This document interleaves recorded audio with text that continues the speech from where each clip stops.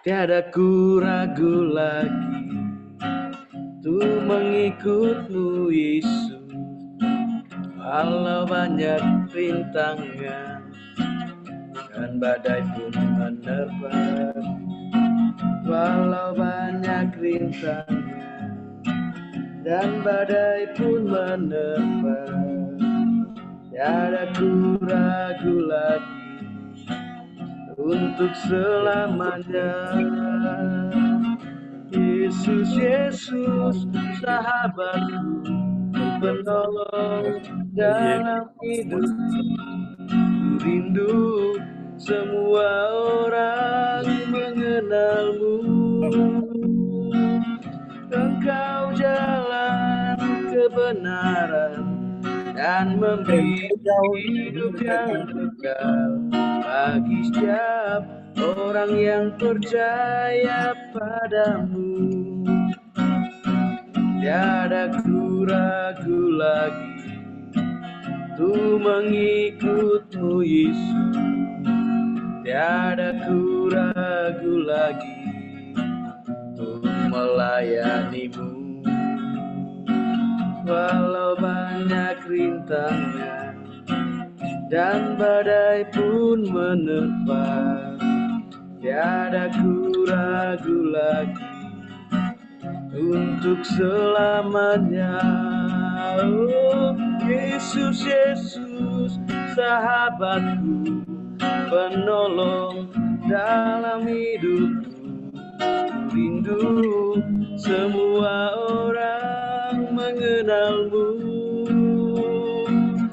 Engkau jalan kebenaran yang memberi hidup yang kekal bagi semua orang yang percaya padamu. Yesus, Yesus, sahabatku, penolong dalam hidupku. Ku rindu semua orang mengenalmu. Engkau jalan kebenaran yang memberi hidup yang kekal bagi setiap orang yang percaya padamu. Bagi setiap orang yang percaya padamu. Bagi semua orang yang percaya padamu.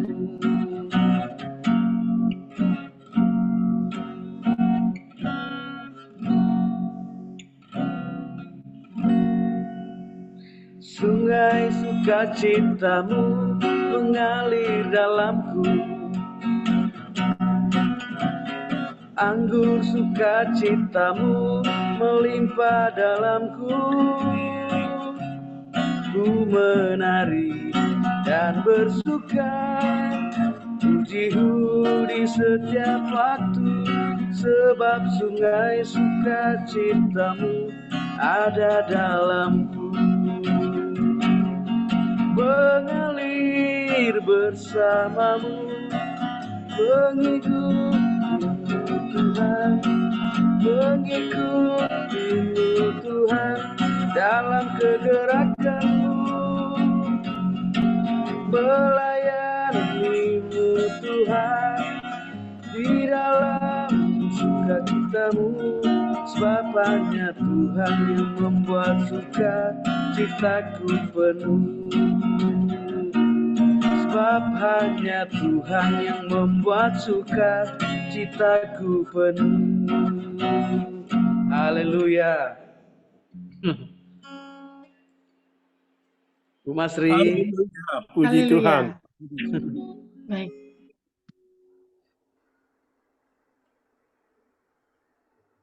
Shalom kekasih Tuhan, kita jumpa kembali dalam FWF Osaka, Filmon Wongso Fellowship, obrolan santai keluarga Allah.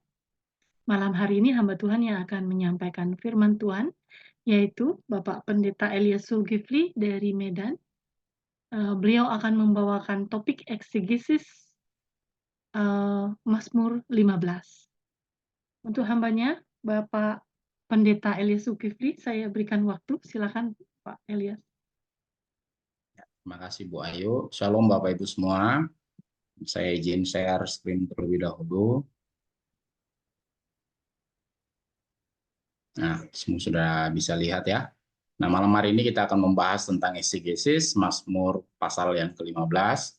Nah, di awal waktu saya menyampaikan tentang eksegesis di kitab Perjanjian Baru, saya sudah sampaikan bahwa eksegesis itu adalah menarik teks itu keluar, bukan memasukkan semua atau memasukkan kerangka berpikir kita atau memasukkan mindset kita ke dalam teks, tetapi tekslah itu yang keluar dari untuk menuju kepada kehidupan kita. Nah, kitab Mazmur merupakan salah satu dari kitab puisi dalam Perjanjian Lama, Bapak Ibu, yang mungkin sudah dijelaskan oleh guru-guru sebelumnya.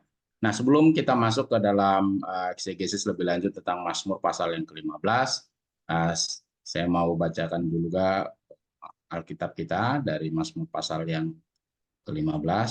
Saya izin untuk bacakan kepada kita semua di sini. Itu adalah tentang doa pada pagi hari. Saya bacakan untuk kita semua. Untuk pemimpin biduan dari permainan suling, Mazmur Daud. Berilah telinga kepada perkataanku, ya Tuhan. Indahkanlah keluh kesahku. Perhatikanlah teriakku minta tolong, ya Rajaku dan Allahku. Sebab kepadamulah aku berdoa. Tuhan, pada waktu pagi Engkau mendengar seruanku. Pada waktu pagi aku mengatur persembahan bagimu, dan aku menunggu-nunggu. Sebab Engkaulah bukan Allah, sebab Engkau bukanlah Allah yang berkenan kepada kefasikan. Orang jahat tak akan menumpang padamu. Pembual tidak akan tahan di depan matamu. Engkau membenci semua orang yang melakukan kejahatan. Engkau membinasakan orang-orang yang berkata bohong. Tuhan jijik melihat penumpah darah dan penipu. Tetapi aku, berkat kasih setiamu yang besar, aku akan masuk ke dalam rumahmu, sujud menyembah ke arah bait-Mu yang kudus, dengan takut akan Engkau. Tuhan, tuntunlah aku dalam keadilan-Mu karena seteruku. Ratakanlah jalan-Mu di depanku. Sebab perkataan mereka tidak ada yang jujur, batin mereka penuh kebusukan. Kerongkongan mereka seperti kubur ternganga, lidah mereka merayu-rayu. Biarlah mereka menanggung kesalahan mereka, ya Allah. Biarlah mereka jatuh karena rancangannya sendiri. Buanglah mereka karena banyaknya pelanggaran mereka, sebab mereka memberontak terhadap Engkau. Tetapi semua orang yang berlindung padamu akan bersukacita. Mereka akan bersorak-sorai selama-lamanya, karena Engkau menaungi mereka. Dan karena Engkau akan bersukaria, orang-orang yang mengasihi nama-Mu. Sebab Engkaulah yang memberkati orang benar, ya Tuhan. Engkau memagari dia dengan anugerah-Mu seperti perisai. Nah, kita akan masuk ke dalam eksegesis ini, Bapak Ibu. Saya mau share dulu. Nah, Mazmur pasal yang ke-15 berkenaan dengan Daud meminta Tuhan untuk memimpin dan melindunginya.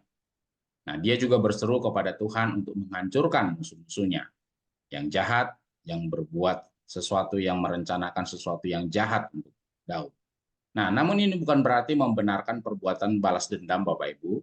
Dan ini juga bukanlah untuk menyampaikan keinginan personal supaya musuh-musuh Daud, yang nanti aplikasinya adalah kita, itu musuh-musuh itu dihancurkan atau karena kedengkian kita secara pribadi kepada musuh-musuh kita, itu dalam aplikasinya. Jadi Mazmur pasal yang ke-15 ini bukanlah menyampaikan kedengkian secara pribadi dari Daud kepada orang-orang yang memusuhinya. Atau mungkin ada yang berpikiran bahwa ini kesempatan Daud mencoba mengutuk para musuh-musuhnya, atau menyampaikan sesuatu yang jahat tentang musuh-musuhnya karena musuh-musuhnya itu berbuat jahat kepada dia. Atau mungkin ada yang mengatakan bahwa ini juga adalah suatu pernyataan bentuk tanda kutip balas dendam Daud kepada orang-orang yang memusuhi. Tetapi kalau kita lihat nanti ayat demi ayat, Bapak Ibu, bukan itu maksudnya. Jadi Mazmur ini tidak membenarkan perbuatan balas dendam atau mengutuk orang lain, mengatasnamakan Tuhan, seolah-olah kita menyampaikan suatu rasa dengki kepada para musuh kita. Nah, kita lihat dulu outline-nya. Jadi kalau kita lihat outline-nya dari Mazmur pasal yang ke-15, itu adalah permohonan. Jadi kepada siapa kita bermohon, nah itu kan kita lanjutkan, yaitu dalam ayat ini adalah Daud, ya. Nah, kapan dia berdoa? Jadi Daud itu berdoa kepada Tuhan setiap pagi, dan di mana dia berdoa, dan dia berdoa itu beribadah di bait suci, dan apa yang dia doakan itu bisa kita lihat. Daud meminta Tuhan untuk menuntun jalannya, meminta untuk menyatakan musuh-musuhnya bersalah, atau juga menyatakan bahwa musuh-musuhnya itu dibinasakan. Nah, ini outline-nya, dan menghancurkan. Alasannya kenapa? Karena Tuhan membenci orang jahat. Nah, siapa yang dihancurkan di sana? Itu adalah pembohong, pembunuh, dan penipu. Nah, kita lihat dulu satu persatu mulai dari Mazmur pasal yang pertama. Nah, judulnya berisi tentang petunjuk penggunaan seruling atau suling, ya, yang mungkin dijelaskan oleh keinginan Daud saat datang kepada Tuhan. Nah, kalau pujian atau kegembiraan Bapak Ibu berdasarkan konsep pada umumnya historikal dan budaya yang ada di Ibrani kuno, biasanya disertai dengan trompet. Nah, kalau ada perenungan atau meditasi yang butuh ketenangan, kedamaian, suara yang merdu, nah biasanya menggunakan dawai, ya. Nah, untuk suara seruling itu lebih mengarah pada situasi yang sedih. Jadi ketika Daud menyampaikan bahwa di Mazmur pasal 15 itu berkaitan dengan suara seruling, dari sini kita bisa tahu bahwa suasana hati Daud itu sedang sedih, Bapak. Jadi dengan menggunakan permainan musik, ya saya pikir itu ada relevannya juga dengan kita. Kalau lagu sedih itu ada ritmenya, ada temponya, ada nada-nada khusus yang menunjukkan bahwa dia sedih. Nah, hal yang sama juga di dalam Mazmur.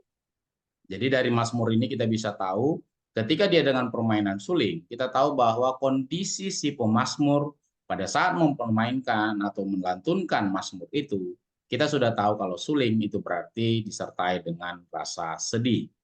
Nah, pada zaman Tuhan kita Yesus Kristus, seruling masih digunakan untuk mengiringi duka cita bagi orang meninggal atau orang mati. Jadi dari sini pun sebenarnya kita sudah tahu ada dua bukti, yaitu bukti secara historical dan culture, bahwa dalam permainan seruling di zaman Ibrani kuno itu diidentikan dengan suasana hati sedih, dan itu juga teraplikasi di dalam Matius pasal yang 9 ayat 23. Ketika bicara tentang seruling, itu berarti bicara tentang sukacita. Jadi dari Mazmur pasal yang pertama, Mazmur 15 ayat pertama ini, kita bisa tahu bahwa suasana hati Daud itu sedang bersedih. Nah, kita lihat lebih lanjut. Nah, seruan Daud kepada Tuhan agar mendengarkan kata-katanya atau doa-doanya, mendengarkan seruannya minta tolong itu tidak hanya didasarkan pada kesedihannya, tetapi juga pada kedaulatan dan kesetiaan Tuhan. Nah, itu kita bisa lihat di ayat 2, Bapak Ibu. Pada saat Daud mengatakan, "Ya Rajaku dan Tuhan." Nah, meskipun Daud merasakan hati yang sedih, namun dia melihat ada sisi yang yang sangat dia percayai, yaitu kedaulatan dan kesetiaan Tuhan. Itu sebabnya dia katakan bahwa Tuhan itu adalah rajanya dan Tuhan itu adalah Tuhannya. Nah, bicara tentang raja berarti dia berdaulat sepenuhnya atas kehidupan Daud. Pemilik kehidupan Daud itu adalah Tuhan atau Elohim. Nah, ketika dia mengatakan Tuhanku, dia tahu bahwa Tuhan setia dengan janji-janjinya, dengan sumpah-sumpahnya yang sudah diucapkan Tuhan sebelumnya kepada Daud. Nah, dia memanggil Tuhan, yang kalau kita lihat latar belakangnya setelah melepaskan bangsa Israel dari Mesir, mengambil alih kekuasaan dari Firaun sebagai penguasa mereka, di dalam Keluaran 15 ayat 18, kemudian Tuhan berjanji mengadakan perjanjian kepada bangsa Israel di Gunung Sinai, ya, terus lanjut lagi mengadakan perjanjian lagi dengan Daud di dalam 2 Samuel pasal yang 7 dan seterusnya. Sehingga dengan demikian Daud melihat bagaimana kedaulatan dan kesetiaan Tuhan, sehingga itulah yang membuat dia mampu menyebut Elohim itu sebagai Tuanku atau Tuannya. Nah, lebih lanjut lagi. Pemazmur memulai dan mengakhiri setiap hari dengan doa, menantikan ekspresi baru dari kesetiaan dan kebaikan Tuhan yang sudah saya singgung sebelumnya. Nah, doa pagi. Pemazmur memohon kepada Tuhan dengan mendengarkan atau berikanlah telingamu atau dengarkanlah ratapannya saat dia berdoa pagi demi pagi. Nah, di pagi hari di ayat 3 Bapak Ibu kita bisa lihat itu diulangi. Nah, biasanya di dalam Alkitab ketika ada pengulangan itu adalah suatu penekanan atau sesuatu yang penting. Dan ini menekankan ketika di ayat 3 itu ada 2 kali kata pagi hari disebutkan oleh pemazmur atau Daud. Ini menekankan bahwa pikiran pertamanya setiap hari adalah doa. Artinya, sebelum melakukan aktivitas kegiatan apapun di dalam kehidupannya, duluan dia berdoa. Meskipun memang suasana hatinya pada waktu pagi hari itu sedih, tapi seperti yang saya sampaikan di ayat 2 tadi, bahwa dia menyebut Allah itu sebagai rajanya dan Tuhannya. Dia tahu bahwa Tuhan itu berdaulat sepenuhnya atas kehidupannya, dan Tuhan itu setia dalam kehidupannya, dan dia katakan itu di pagi hari. Jadi ini adalah suatu yang bersifat aplikatif nanti dalam kehidupan kita, Bapak Ibu. Apakah sebelum melakukan aktivitas kegiatan kita sehari-hari, kita bisa meniru pola yang dibuat oleh Daud, oleh pemazmur ini, bahwa sebelum melakukan aktivitas apapun kita di pagi hari, kita mulai dengan atau kita awali dengan doa. Nah, selanjutnya, sekarang dia yakin Tuhan mendengarnya. Nah, pemikiran Daud tentang musuh-musuhnya itu berbeda dengan apa yang ada di Mazmur pasal ketiga, Bapak Ibu. Mungkin sudah ada guru yang menyampaikan kepada Bapak Ibu tentang Mazmur pasal yang ketiga. Nah, saya kilas balik saja. Dan di Mazmur pasal yang ketiga, kalau kita mundur, Daud memikirkan kekuatan jumlah musuh. Nah, tetapi di pasal 15 ini, Daud memikirkan kelemahan mereka. Nah, apa kelemahan para musuh itu? Yaitu posisi musuhnya atau orang-orang jahat itu di hadapan Tuhan. Nah, kalau dilihat di ayat 4, bahwa Allah tidak dapat tinggal bersama musuh-musuhnya. Musuh-musuh Daud. Karena apa? Mereka itu jahat. Dan tentu Allah, Elohim, itu tidak menyukai kejahatan. Tuhan membenci hal-hal yang jahat. Ditekankan lagi di ayat ini. Nah, ketika Daud memikirkan kelemahan mereka, posisi mereka di hadapan Tuhan, ibaratnya ini adalah suatu kekuatan dia di hadapan Tuhan bahwa aku tidak seperti para musuhku Tuhan. Walaupun di ayat 3 di pasal ketiga dia katakan bahwa jumlah musuh itu kuat, ya, ada jumlah musuh yang melebihi dari dia itu kuat. Tetapi di pasal 15 ini tuh Daud memikirkan bahwa sekalipun mereka jumlahnya banyak, sekalipun mereka itu kuat dalam sisi jumlah, tapi ada yang menjadi kelemahan mereka, yaitu apa? Di hadapan Tuhan. Karena tidak mungkin mereka bisa tinggal bersama dengan Tuhan. Nah, karena Tuhan tidak mungkin menyertai mereka, sudah pasti para penjahat atau orang-orang yang membenci Daud, orang-orang yang mau mengharapkan kecelakaan Daud, mereka tidak akan bertahan. Ketika dia muncul di tengah-tengah mereka, maksudnya dia itu adalah Tuhan, hal itu bukan untuk membuat mereka makmur. Hal itu bukan membuat bahwa para penjahat itu, orang-orang yang memusuhi Daud itu menjadi berhasil. Melainkan justru kehadiran Tuhan di tengah-tengah orang yang jahat itu akan menghancurkan mereka. Nah, selanjutnya, karena Allah itu adil, tuduhan mereka terhadap Daud itu tidak berdasar. Karena disampaikan di ayat 6 bahwa apa yang disampaikan oleh para musuh itu adalah kebohongan. Nah, contoh kasus yang dialami Daud adalah seperti pengkhianatan Absalom, anaknya, dan kelompok-kelompoknya yang bertindak melawan Daud hanya karena tipu daya dan kekejaman. Nah, mereka-mereka itu adalah orang-orang yang digambarkan orang yang haus darah atau penipu. Yang haus darah dikategorikan adalah yang kita pahami sebagai pembunuh. Nah, ini terjadi dengan Absalom dan rencana-rencananya. Nah, ini merupakan alasan yang cukup bagi Daud untuk percaya bahwa mereka tidak akan berhasil. Kalau kita mundur dari ayat sebelumnya yang saya sampaikan tadi, posisi orang jahat di hadapan Tuhan itu tidak punya dasar.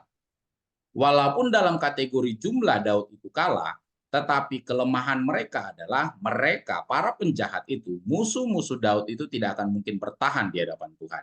Jadi Daud melihat itu sebagai sebuah kekuatan, walaupun jumlah mereka banyak, tetapi ketika berdiri di hadapan Tuhan, aku walaupun sendiri, aku bisa menang atas musuh-musuh. Gambarannya seperti itu, Bapak Ibu. Nah, dia percaya bahwa para musuh-musuh itu tidak akan pernah berhasil. Karena Allah sudah pasti tidak menyukai yang namanya kejahatan. Kehadiran Allah di tengah-tengah orang jahat justru akan menghancurkan orang jahat itu. Begitu pemikiran dari pemazmur ini. Nah, meskipun Absalom aplikasinya dan para pengikutnya menguasai Yerusalem pada waktu itu, mereka tidak layak memasuki rumah Allah atau yang disebut dengan tabernakel, ya, tempat Tuhan berdiam dan kehadirannya yang disinggung di ayat 4 dan 5. Namun, Daud dapat menerima hal itu dan percaya bahwa dia akan kembali ke sana lagi. Bukan karena ia berbeda dari yang lain, melainkan ini dia poinnya, karena dia mengakui semuanya itu rahmat Tuhan yang besar. Karena hanya rahmat Allah yang menjaga dia untuk tetap berada di jalan kebenaran. Jadi kalaupun ada harapan, Daud akan kembali ke tabernakel setelah dia melarikan diri dari musuh-musuhnya. Dia memiliki rasa percaya bahwa dia akan kembali menghadap Tuhan, kembali beribadah kepada Tuhan di bait suci yang ada di Yerusalem. Kenapa? Bukan mengandalkan kekuatan secara militer, karena dia adalah orang militer Bapak Ibu, tetapi kembali di ayat 7 bahwa dia mengandalkan rahmat Tuhan yang besar yang akan tetap menjaga dia di dalam jalan kebenaran. Nah, selanjutnya, kepastian ini setidaknya sebagian ada hubungannya dengan keputusannya mengembalikan tabut ke Yerusalem bersama Zadok dan orang-orang Lewi, yang dilakukannya dengan mengatakan bahwa kembali tabut Allah itu ke dalam kota. Nah, kalau Bapak Ibu lihat sejarah itu, Bapak Ibu bisa temukan itu nanti di dalam kitab 2 Samuel, ya, 2 Samuel 15 ayat 25. Jika aku berkenan di mata Tuhan, maka ia akan membawa aku kembali dan memperbolehkan aku melihat kembali tempat kediamannya. Itu yang disampaikan oleh Daud kepada orang-orang yang ada di sekitarnya. Nah, dia sekarang percaya bahwa dia telah mendapat kemurahan dari Tuhan dan bahwa dia adalah objek rahmatnya yang besar itu, dan bahkan dia bisa memvisualisasikan sendiri ketika dia bisa sujud lagi di bait suci Allah atau di tabernakel yang sudah dibuatnya. Nah, Daud dapat mendekati tabernakel untuk menyembah Tuhan dengan hormat. Nah, bicara tentang menyembah Bapak Ibu, dalam bahasa Ibrani-nya adalah estahwe, itu adalah sujud yang sering diterjemahkan menyembah. Nah, itu bisa ditemukan di dalam Keluaran 34 ayat 8. Itu bicara artinya adalah bersujud, yaitu suatu postur yang mewakili sikap batin yang benar terhadap Tuhan dalam beribadah. Jadi, orang jahat itu pasti sombong. Jadi tidak mungkin orang yang jahat itu bisa dikatakan seorang penyembah. Karena seorang penyembah yang benar pasti rendah hati di hadapan Tuhan. Nah, mungkin nanti dalam bentuk pertanyaan aplikasi di akhir session ini nanti akan saya sampaikan, tapi setidaknya ini bisa menjadi poin bagi kita, bahwa kita tidak mungkin akan disebut sebagai seorang penyembah kalau kita masih tetap berlagak sombong dan tidak merendahkan diri di hadapan Tuhan. Karena bicara tentang penyembahan, berarti kita telah memposisikan diri kita rendah di hadapan Tuhan. Jadi tidak mungkin kita menyembah dengan posisi tinggi, kita selalu menyembah dalam posisi yang rendah. Jadi ketika sebagai orang Kristen nanti dalam bentuk pertanyaan aplikatif Bapak Ibu, tidak mungkin kita dikatakan penyembah yang benar kalau kita tidak rendah hati di hadapan Tuhan, kita tidak rendah diri di hadapan Tuhan, kita merendahkan posisi kita di hadapan Tuhan dalam posisi penyembahan. Jadi tanpa kerendahan hati, tanpa memposisikan diri lebih rendah dari Tuhan, tidak mungkin dikatakan itu sebuah penyembahan. Nah, lanjutnya, hal ini tidak membuat dia puas dengan kondisi-kondisi yang tadi, bahwa dia memvisualisasikan bahwa saatnya akan tiba dia akan kembali menyembah Allah, memposisikan dirinya lebih rendah untuk beribadah di bait suci. Walaupun bait suci belum ada saat itu Bapak Ibu, tetapi kemah sudah didirikan oleh Daud, ya. Musuh-musuhnya masih sangat nyata, dan dia bisa dengan mudah menyerah dan membiarkan musuh-musuhnya melakukan apa yang mereka inginkan kepada Daud. Nah, Tuhan tidak hanya berjanji kepada Daud, tetapi dia juga bersumpah kepada Daud. Itu dituangkan di dalam Mazmur 101 dan seterusnya. Jadi, Daud berdoa agar Tuhan menjaganya di jalan yang benar, yaitu dengan perkataan, luruskanlah jalanmu di hadapanku. Setelah berdoa untuk dirinya sendiri, Daud kini berpaling kepada musuh-musuhnya. Ingat tadi di ayat sebelumnya Bapak Ibu, dia lihat bahwa kekuatan musuh itu walaupun dari sisi jumlah Daud itu kalah, tetapi dari sisi kualitas, yaitu posisi Daud di hadapan Tuhan itu sangat menguntungkan, sementara posisi musuh itu sangat merugikan. Dan dia tahu ada suatu kepastian memvisualisasikan dirinya bahwa dia akan menyembah Tuhan lagi di Yerusalem. Nah, sekarang beralih. Meskipun belum terjadi serangan Bapak Ibu, karena mereka belum berhasil menangkap Daud, rencana musuh-musuh Daud telah menimbulkan kerugian besar terhadap dirinya dan rakyatnya. Nah, metode propaganda mereka yang sudah saya sebutkan contohnya adalah Absalom tadi, Itu dengan menggunakan tipu daya, yaitu kata-kata yang tidak dapat dipercaya. Artinya dengan kata lain, mereka menjelek-jelekkan Daud, mereka menjelek-jelekkan pemazmur ini. Nah, karena tujuan mereka adalah penghancuran, yaitu pembunuhan karakter, itu digambarkan dengan seperti kuburan.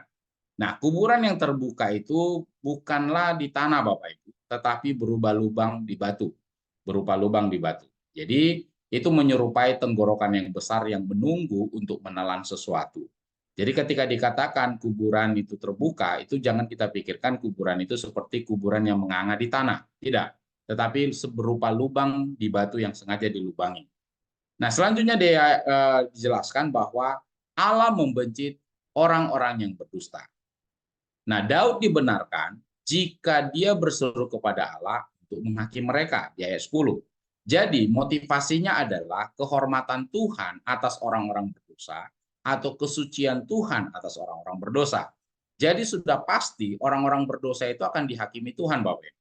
Jadi ayat ini tidak membuat suatu statement atau suatu kesan kepada para pemazmur atau Daud di sini. Daud tidak menyampaikan kedengkian pribadi di sini. Tapi Daud mengembalikan hal-hal itu kepada kehormatan Tuhan atau kekudusan Tuhan, bahwa orang jahat itu pasti akan mendapat penghakiman.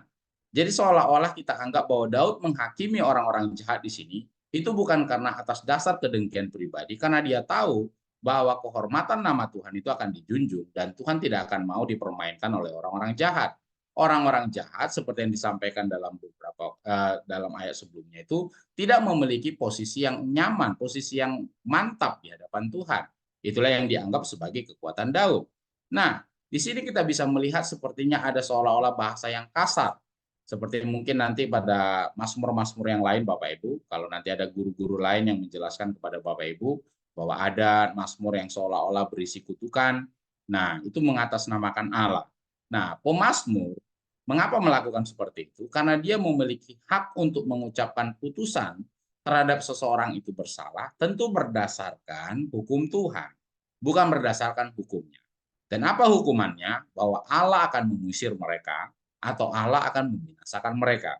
Jadi penghakiman yang seolah-olah kita anggap bahwa kok berani kali pemazmur ini menghakimi orang lain, bahkan tanda kutip mungkin kesannya seperti mengutuk orang lain, itu bukan berdasarkan kedengkian pribadi, Bapak Ibu, tetapi karena dia paham bahwa orang jahat itu tidak akan punya posisi tetap di hadapan Allah. Nah, perbuatan mereka yang jahat yang menjadi penyebab kehancuran mereka. Nah, itu digambarkan bahwa biarlah mereka intrik-intrik mereka atau rencana-rencana mereka yang jahat itu menjadi kejatuhan atau sumber yang membuat mereka jatuh. Nah, di dalam Perjanjian Baru kalau kita komparasi Bapak Ibu, dosa mendatangkan hukumannya sendiri seperti halnya apa yang ditabur pasti akan dituai. Jadi kalau orang jahat itu melakukan kejahatan, sudah pasti mereka akan mendapat penghakiman dari Allah. Jadi penghakiman yang sifatnya seolah-olah mengutuk yang kita bisa temukan di dalam Mazmur itu bukan berdasarkan kedengkian pribadi si pemazmur, tetapi karena dia paham bahwa orang jahat itu tidak punya posisi yang mantap di hadapan Allah dan pasti mereka akan mendapat penghukuman dari Allah. Nah, Daud berbicara bukan hanya untuk dirinya sendiri, tetapi sebagai raja umat Allah karena posisinya adalah sebagai raja. Nah, dia mendorong mereka umat yang dipimpinnya itu untuk melakukan apa? Untuk berlindung kepada Tuhan sehingga terbebas dari kekhawatiran. Dia berdoa agar Allah melindungi umatnya masa yang bahaya, seperti induk ayam melindungi anak-anaknya dan memberikan perlindungan kepada mereka. Kalau kita komparasi dari ayat 11 itu, kita bisa lihat di dalam Matius 23 ayat 37. Nah, karena ini mungkin tampak seperti perbandingan yang lemah ketika menghadapi pasukan besar yang mengejar mereka, Bapak Ibu, Daud mengubah metafora militer di ayat 12, yaitu kelilingilah mereka dengan pertolonganmu seperti perisai. Nah, latar belakang Daud sebagai seorang pahlawan atau tentara tentu sudah sering menggunakan metafora-metafora militer, Bapak Ibu. Nah, bicara tentang perisai, nah walaupun jumlah musuh itu banyak, tetapi kalau Allah sudah menjadi perisai bagi mereka, sudah pasti mereka akan mendapat perlindungan yang sempurna. Suatu pasukan mungkin sedang mendekati mereka. namun mereka harus menerobos perlengkapan senjata Tuhan yang dapat menyerang mereka yang disebutnya tadi sebagai perisai. Jadi kalau pasukan yang besar itu yang melawan Daud itu mau mendekati mereka, mendekati orang-orang yang bersama dengan Daud, ada pribadi yang harus mereka hadapi dulu. Ada pribadi yang harus mereka terobos. Siapa itu? Tuhan yang menjadi perlindungan Daud dan orang-orang yang mengikuti Daud. Nah, tentang hal ini Daud yakin, sesungguhnya engkau akan memberkati orang-orang yang beribadah kepadamu. Dan ini, ia telah menempuh perjalanan yang panjang dalam selusin ayat Bapak Ibu, dari keluh kesahnya di ayat 1 hingga ada suatu kepastian di ayat-ayat terakhirnya. Nah, apa pertanyaan aplikatif dalam ayat ini Bapak Ibu, dalam Mazmur ini? Yang pertama adalah, apakah hal yang pertama yang kita pikirkan setiap hari sebelum melakukan aktivitas adalah doa? Nah, ini yang penting Bapak Ibu yang kita harus pikirkan. Jadi kita gali ayat-ayat yang ada di dalam Mazmur pasal 15 ini dan ada aplikasinya dalam kehidupan kita. Kalau sebelum melakukan aktivitas, duluan handphone mungkin kita buka, atau duluan hal-hal yang lain selain doa atau ucapan syukur yang kita buka. Nah, mari kita yang ada di grup ini, kita yang ada di Zoom ini, kita mulai segala sesuatu aktivitas di pagi hari seperti yang sudah saya sampaikan tadi. Di ayat 3 ada 2 penekanan kata pagi di sana. Itu artinya adalah penting atau penekanan. Mazmur menekankan untuk melakukan aktivitas, pemikiran utamanya di pagi hari itu adalah doa. Selanjutnya, apakah saat kita mengatakan bahwa kita sedang menyembah Tuhan, kita mengambil sikap rendah hati dan tidak sombong di hadapan Tuhan? Nah, karena menyembah merupakan sikap hidup kita yang menunjukkan bahwa kita rendah di hadapan Tuhan, bukan menyombongkan diri. Jadi kalau kita katakan bahwa kita menyembah Allah, tetapi kita sombong, mohon maaf Bapak, kita tidak sedang menyembah Allah. Lihat tadi bagaimana Daud memposisikan dirinya, posisinya di hadapan Tuhan itu menang, walaupun secara jumlah dia kalah, tetapi dia tahu bahwa posisinya itu menang di hadapan Tuhan, tapi dia tidak menganggap dirinya itu adalah sebuah kesombongan, tetapi justru dia menunjukkan bahwa dia ingin seandainya dia kembali ke Yerusalem, dia akan menyembah kepada Tuhan. Dia rendahkan hatinya. Dia tahu bahwa oleh karena rahmat Tuhan yang besarlah yang bisa membuat dia kembali ke Yerusalem. Selanjutnya, ketika kita datang dalam doa kepada Tuhan dalam doa, mampukah kita menyeimbangkan suasana hati kita saat ini? Misalnya kita sedih, atau misalnya kita dihianati seperti yang dialami oleh Daud, atau dikejar-kejar oleh musuh kita melakukan merencana sesuatu yang jahat kepada kita. Kita seimbangkan suasana hati kita itu dengan kedaulatan dan kesetiaan Tuhan, seperti yang sudah saya sampaikan tadi. Daud tahu bahwa dia dihianati, Daud tahu bahwa dia dikejar-kejar oleh musuh. Tapi dia gantungkan harapannya itu kepada kedaulatan Allah dan kesetiaan Allah. Itu sebabnya Daud mengatakan, ya Rajaku dan Tuhanku.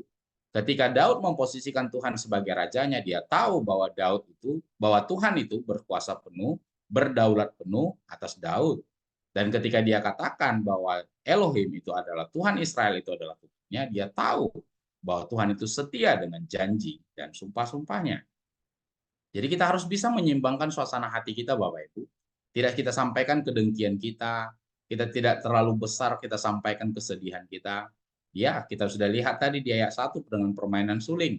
Begitu kita lihat, kita baca suling, ingat dengan secara culture, secara kultural, itu bicara tentang keadaan hati yang sedih. Tetapi dia bisa seimbangkan itu dengan rasa kedaulatan dan kesetiaan Tuhan. Bahkan, kedaulatan dan kesetiaan Tuhan malah lebih besar dia buat dibandingkan dengan rasa bersedih. Selanjutnya, apakah kita secara pribadi menganggap pertentangan terhadap diri sebagai seorang Kristen? Atau apakah kita dapat memandangnya secara objektif terhadap perlawanan terhadap Tuhan dan bukan terhadap diri sendiri? Artinya maksudnya begini Bapak Ibu, ketika kita menghadapi suatu masalah atau musuh, kita melihat bahwa itu bukan hanya menyerang diri kita sendiri Bapak Ibu, tetapi menyerang Tuhan. Nah, ketika Tuhan yang diserang, itu seperti yang disampaikan oleh pemazmur tadi, posisi pemazmur itu baik di hadapan Tuhan, menguntungkan. Kenapa? Dia melakukan hal yang benar. Jadi ketika dia dijahatin oleh orang lain berbuat jahat kepada pemazmur, pemazmur tahu bahwa orang jahat tidak akan bertahan di hadapan. Ketika Allah terlibat atau berada di tengah-tengah orang jahat, itu sangat menguntungkan bagi pemazmur, tetapi merugikan bagi orang jahat. Nah, hal yang sama dengan kita, Bapak Ibu. Mungkin secara singkatnya, ketika kita dijahatin orang, orang berbuat jahat kepada kita, sebenarnya bukan kita saja yang dijahati, tetapi Tuhan yang ada di dalam diri kita juga dijahati, Bapak. Nah, ini pemikiran-pemikiran seperti ini bisa kita gali dari Mazmur pasal 15. Dia pemazmur memposisikan dirinya itu seperti memposisikan dirinya di hadapan Allah. Jadi kalau orang berbuat jahat kepadaku, maka Allah sendiri yang akan menghakimi orang jahat, bukan aku. Selanjutnya, apakah ada bedanya bagi kita di mana kita berada ketika mencari wajah Tuhan? Misalnya gini, apakah lokasi yang asing bagi kita mengurangi rasa kehadiran Allah? Misalnya kita berada di tempat yang berbeda dari yang kita biasa, namun kita merasa bahwa ada sesuatu yang asing bagi kita untuk datang kepada Tuhan. Nah, kita bisa lihat nanti di dalam Mazmur 139 ayat 7 sampai 12. Nah, pertanyaan terakhir. Apakah kita menggunakan pengalaman kita bersama Tuhan untuk menyemangati orang lain dengan membagikan berkat kepada mereka? Seperti yang saya sampaikan tadi, di ayat 1, dia tahu bahwa hatinya sedih. Dalam perjalanan waktu, seiring dengan perjalanan waktu, di ayat 12 dan 13, ada suatu kepastian bahwa Allah akan melindungi orang benar. Bahkan disebutnya tadi dengan perisai. Ketika orang jahat mau menjahati kita, melakukan berbuat jahat kepada kita, Tuhan yang menjadi perisai kita, maka kita tidak akan goyah. Itu sebabnya mungkin di Mazmur-Mazmur yang akan berikutnya kita bahas, mungkin akan dibahas bahwa jika Tuhan di pihakku, siapakah lawanku? Nah, itu mungkin nanti dikaitkan, Bapak Ibu. Namun, kembali kepada ayat ini, ketika kita mendapatkan pengalaman itu bersama Tuhan, harapannya, ini juga bisa menyemangati orang lain, ini juga bisa menjadi berkat bagi orang lain, bahwa ada kepastian jaminan, ada kepastian keselamatan, ada kepastian aman dalam perlindungan Tuhan ketika kita bersama dengan Tuhan. Ya, mungkin itu saja eksegesis yang bisa saya dapatkan Bapak Ibu dari Mazmur pasal yang ke-15 ini. Dan saya seperti yang sudah saya sampaikan bahwa eksegesis itu adalah menarik makna itu, ayat itu keluar, bukan menambahkan sesuatu dari luar ke ayat itu. Namun setidaknya pertanyaan-pertanyaan aplikatif yang bisa kita dapat dalam Mazmur pasal 15 ini sudah bisa menjadi aplikasi dalam kehidupan kita.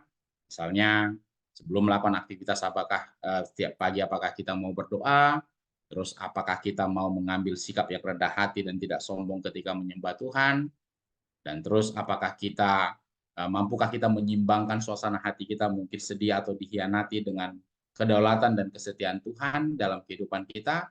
Dan kita tahu bahwa ketika orang berbuat jahat kepada kita, sebenarnya bukan kita saja yang dijahati, posisi kita di hadapan Tuhan itu sangat menguntungkan Bapak Ibu karena kita orang benar. Jadi orang jahat tidak akan bertahan di hadapan Allah. Dan ketika kita berada di tempat yang berbeda, apakah mengurangi rasa kehadiran Tuhan di dalam hidup kita? Itu juga menjadi pertanyaan buat kita. Dan selanjutnya, apakah kita bisa menggunakan pengalaman kita bersama dengan Tuhan untuk menyemangati orang lain? Dulunya kita awalnya sedih, namun dengan perjalanan waktu, ya dalam 12 ayat yang disampaikan di dalam Mazmur pasal 15 tadi, memberikan suatu kepastian bahwa Tuhan itu adalah perisai dalam kehidupan kita. Itu saja yang bisa saya sampaikan. Mungkin ada yang mau didiskusikan, saya kembalikan kepada Ibu Ayu.